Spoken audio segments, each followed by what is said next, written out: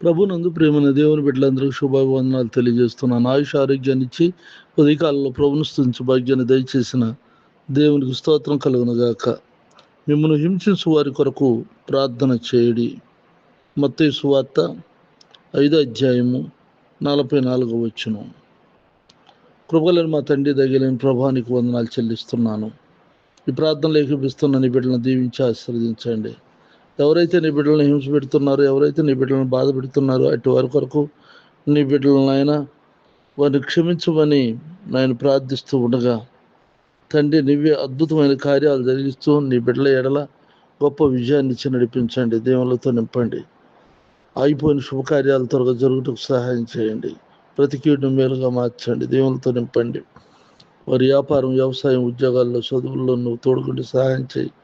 ఉద్యోగాల కొరకు ఎదురు చూస్తున్న బిడ్డలకు ఉద్యోగాలు దయచేయండి నాయన. వివాహాల కొరకు ఎదురు చూస్తున్న బిడ్డలకి వివాహాలు దయచేయండి తండ్రి నాయన. సంతానం లేని వారికి సంతానం దయచేయండి. అనారోగ్యంలో ఉన్న వారికి ఆరోగ్యం దయచేయండి ప్రభా. నీ బిడ్డలు ఇంట్లో నుండి బయటకు వెళ్తున్న, బయట నుండి ఇంటికి వస్తున్న కాపుదల భద్రతలో ఉంచు ప్రభా. నా దేశాన్ని రక్షించండి నా తండ్రి. అయ్యా నీకు వందనాలు స్తోత్రాలు చెల్లిస్తున్నాను. ఈరోజు బర్త్డేలు జరుపుకున్న నీ బిడ్డలకు తండ్రి నాయన సంవత్సరం నుండి సంవత్సరాంత వరకు నీ కను దృష్టి ఆ బిడ్డల మీద నుంచి కాపాడుతూ నీ దక్షిణ హస్తం నీ బాహువును చాపి నీ కృపలో బిడ్డలను వర్ధల చేయండి నాయన. ఈ దీవులతో నింపండి. నా దేశాన్ని రక్షించండి ప్రభా. తండ్రి సంతానం లేని వారికి సంతానం దయచేయండి ప్రభా. నాతోటి సేవకులైనటువంటి వారు ఆయా స్థలాలు చేస్తున్న పచ్చని దీవించి ఆశీర్వదించమని ప్రార్థిస్తున్నా. యేసునామమున నడుచున్నాను తండ్రి. ఆమేన్. తండ్రి అయిన దేవుని దయ, ప్రభువైన యేసుక్రీస్తు వారి కృప, పరిశుద్ధాత్మ సన్నిధి నిత్యం తోడై ఉండుగాక. ఆమేన్.